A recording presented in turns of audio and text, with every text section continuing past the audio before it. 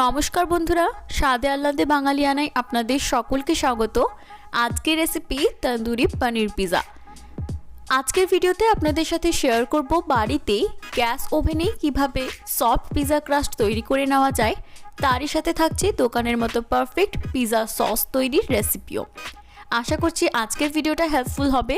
ভিডিওটা ভালো লাগলে লাইক করতে ভুলবেন না, আর আমার চ্যানেলে নতুন হলে চ্যানেলটি সাবস্ক্রাইব করে নেওয়ার অনুরোধ রইল। তাহলে চলুন আজকের রেসিপি দেখে নিই।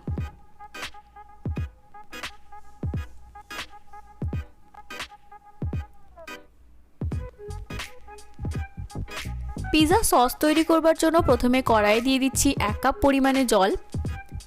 এবার জলটা গরম হয়ে গেলে এতে দিয়ে দিচ্ছি দুটো বড় সাইজের টমেটো টুকরো করে কেটে রেখেছি সেটা। এরই সাথে দিয়ে দিচ্ছি 4 থেকে 5টা শুকনো লঙ্কা। এবার এগুলোকে ভালোভাবে সেদ্ধ করে নিতে হবে। টমেটো আর শুকনো লঙ্কাটা সেদ্ধ হয়ে গেলে এগুলোকে তুলে নিচ্ছি। এখন টমেটোর যে পাতলা স্কিনটা থাকে সেটা আমাদের সেপারেট করে নিতে হবে।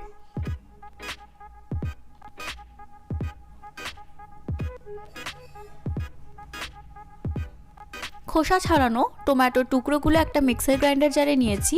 এবার সেদ্ধ করে রাখা শুকনো লঙ্কাগুলো অ্যাড করে দিলাম।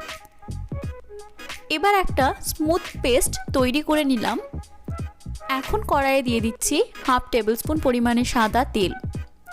তেলটা ভালোভাবে গরম হয়ে গেলে এর মধ্যে দিয়ে দেব 1/2 টিস্পুন পরিমাণে রসুন কুচি, আর দিচ্ছি একটা মিডিয়াম সাইজের পেঁয়াজ কুচো করে রেখেছি সেটা। রসুন আর পেঁয়াজটাকে ততক্ষণ অবধি ফ্রাই করতে হবে যতক্ষণ না একটা সুন্দর কালার চলে আসছে। পেঁয়াজ আর রসুনটা ভালোভাবে ফ্রাই হয়ে গেছে। এবার এতে টমেটোর পেস্টটা অ্যাড করে দিচ্ছি। এই পেস্টটাকে আমাদের ততক্ষণ অবধি নাড়তে হবে যতক্ষণ না একটু শুকিয়ে আসছে। এবার দিয়ে দিচ্ছি স্বাদ মতো নুন আর 1 টিস্পুন কালো গোলমরিচের গুঁড়ো।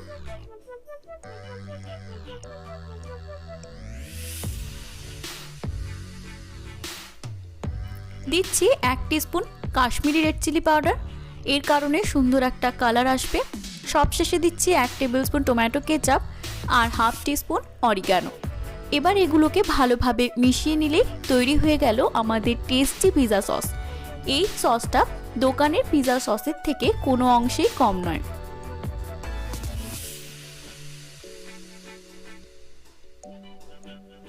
তন্দুরি পনির তৈরি করবার জন্য প্রথমে একটা বোলে দিয়ে দিচ্ছি 1 কাপ পরিমাণে উষ্ণ গরম জল। এবার এতে দিচ্ছি 1 টিস্পুন নুন। নুনটাকে ভালোভাবে মিশিয়ে নিচ্ছি।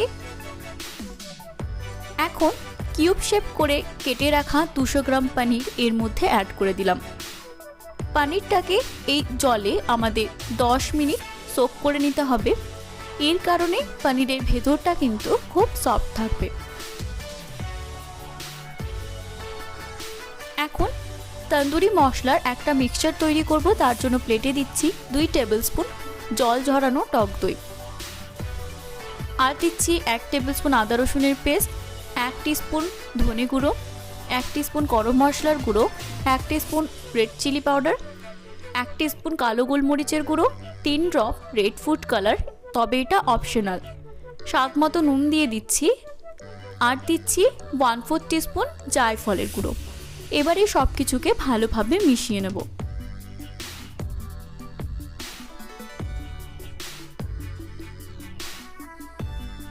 এখন সোক করে রাখা পনিরের টুকরোগুলো এই মশলার মিক্সচারের মধ্যে দিয়ে দিচ্ছি। পনিরটাকে মশলার সাথে ভালোভাবে মাখিয়ে নিতে হবে। 1 টেবিল স্পুন পরিমাণে সরষের তেল অ্যাড করে দিলাম। এটাকেও ভালোভাবে মিশিয়ে নিচ্ছি। এভাবে পনিরটাকে 5 মিনিট রেস্টে রাখতে হবে। 5 মিনিট পর একটা ফ্রাইং প্যানে দিয়ে দিচ্ছি 1 টেবিল স্পুন পরিমাণে সাদা তেল। তেলটা ভালোভাবে গরম হয়ে গেলে এর মধ্যে ম্যারিনেট করে রাখা পনিরের টুকরোগুলো অ্যাড করে দিলাম।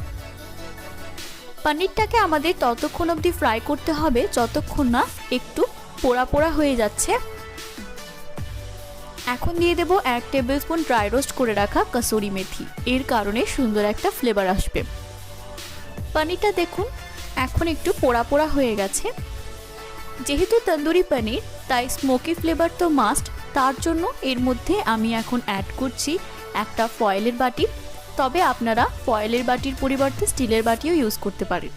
এর মধ্যে দিচ্ছি একটা কয়লার টুকরো আর দিচ্ছি অল্প একটু তেল। তেল দেওয়া মাত্রই ধোঁয়া বেরোতে শুরু করবে। এবার এটাকে ঢেকে 2 থেকে 3 মিনিট রেখে দিতে হবে।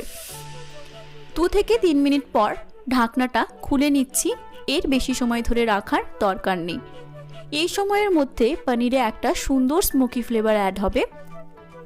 এবার তৈরি হয়ে গেল আমাদের তন্দুরি পনির।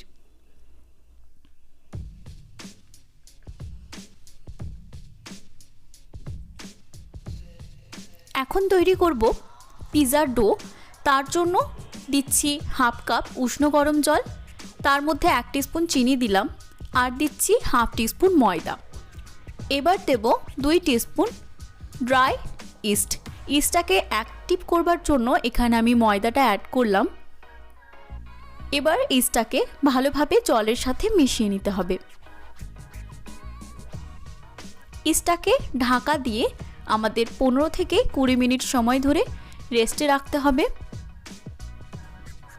20 মিনিট পর ঢাকনাটা খুলে নিচ্ছি আর দেখুন ইস্টটা কি সুন্দর ফুলে উঠেছে। ইস্ট সবসময় চেষ্টা করবেন নতুন ইউজ করার, পুরনো ইস্ট কিন্তু ইউজ করবেন না। এখন দেখুন এর ওপরে একটা ফ্রথ ক্রিয়েট হয়েছে।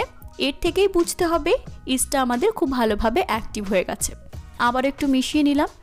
এবার এর মধ্যে একটা স্ট্রেনার রেখে দিচ্ছি। দিচ্ছি 2 কাপ ময়দা আর 1 টিস্পুন নুন। এগুলোকে স্ট্রেন করে নিচ্ছি। এবার ময়দাটাকে ইস্টের যে জলটা ছিল তার সাথে ভালোভাবে মিশিয়ে নিতে হবে।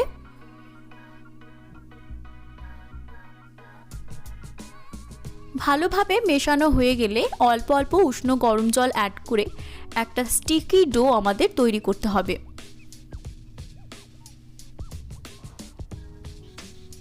ডোটা দেখুন এরকমই স্টিকি করতে হবে, যেটা কিনা আমাদের হাতে লেগে আসছে। এবার ডোটার মধ্যে অল্প একটু তেল দিয়ে দিলাম আর হাতটা ক্লিন করে নিয়ে ডোটাকে ঠেসে নিতে হবে। এখন দেখবেন ডোটার হাতে কোনো মতে লেগে যাচ্ছে না। এবার একটা এয়ারটাইট কন্টেনার নিয়েছি। কন্টেনারটাকে একটু অয়েল গ্রিস করে নিচ্ছি। তার মধ্যে ডোটা রেখে ঢাকা দিয়ে আমাদের 2 ঘন্টা রেখে দিতে হবে। অবশ্যই করে পাত্রটা এয়ারটাইট হতে হবে। ততক্ষণ আমরা পিৎজা তৈরি করবার জন্য কড়াইটাকে প্রিহিট করে নেব। কড়াইয়ের মধ্যে দিলাম কিছুটা পরিমাণে নুন। এই নুনটা আমি প্রায় বেকিংয়ের কাজে ইউজ করে থাকি। আর দিচ্ছি একটা স্ট্যান্ড। এবার ঢাকা দিয়ে 15 মিনিট সময় ধরে কড়াইটাকে প্রিহিট করে নেব। এই প্রিহিট প্রসেসটা কিন্তু খুবই জরুরি। 2 ঘন্টা পর ঢাকনাটা খুলে নিচ্ছি। দেখুন ডোটা ফুলে গিয়ে ডাবল হয়ে গেছে। এবার পাঞ্চ করে করে ডোয়ের ভেতরে যে হাওয়াটা আছে সেটাকে বের করে নিতে হবে। আর ডোটা কতটা সফট হয়েছে সেটা তো নিশ্চয়ই দেখে বুঝতে পারছেন। এবার একটু ময়দা ছড়িয়ে নিলাম। তার ওপরে ডোটাকে রেখে কিছুক্ষণ আমাদের একটু মেখে নিতে হবে। এই ডোটা থেকে আমি একটা পিৎজা তৈরি করব, তবে আপনারা চাইলে এখান থেকে 2টো পিৎজাও তৈরি করে নিতে পারেন।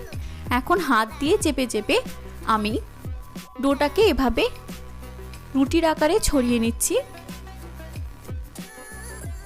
এখন একটা স্টিলের প্লেট নিয়েছি। এই প্লেটে আমি পিৎজাটাকে বেক করব, তাই এই প্লেটটাকে একটু অয়েল গ্রিস করে নিতে হবে।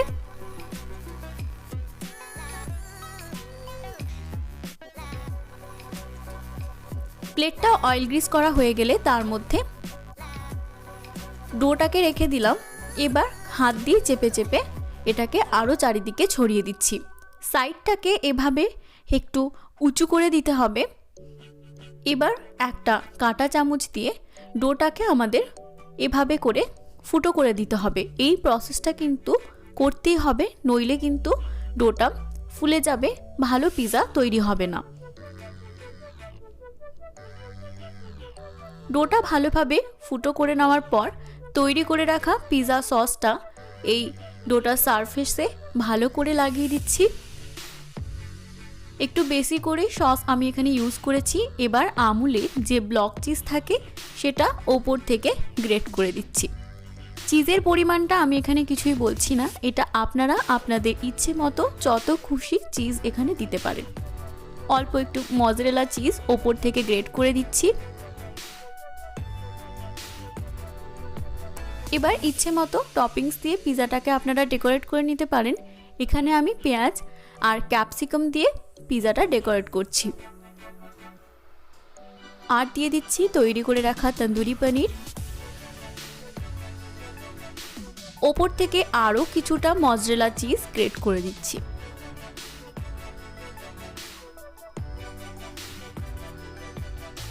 এবার পিৎজাটাকে বেক করব।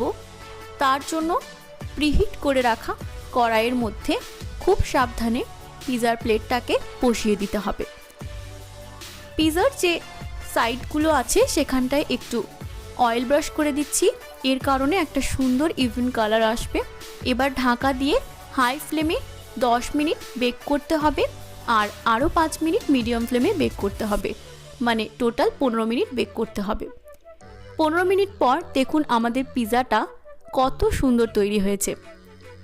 এবার পিৎজাটাকে কেটে দেখার পালা, তবে তার আগে এর মধ্যে দিয়ে দিচ্ছি একটু চিলি ফ্লেক্স আর কিছুটা অরিগানো। পিৎজাটাকে কেটে দেখিয়ে দিচ্ছি কতটা সফট হয়েছে আর কতটা চিজি, সেটা তো বলার উপায় রাখে না। এই প্রসেস ফলো করে আপনারাও বাড়িতে যদি পিৎজা তৈরি করেন তাহলে আপনাদের পিৎজাও পারফেক্টভাবে তৈরি হবে। পিৎজার নিচটা দেখুন খুব ভালোভাবে বেক হয়েছে। আশা করছি ভিডিওটা ভালো লেগেছে। ভালো লেগে থাকলে শেয়ার করার অনুরোধ রইল। আর অবশ্যই আপনারা বাড়িতে তৈরি করুন, আমাকে কমেন্টে লিখে জানাতে ভুলবেন না আপনাদের কেমন লাগলো।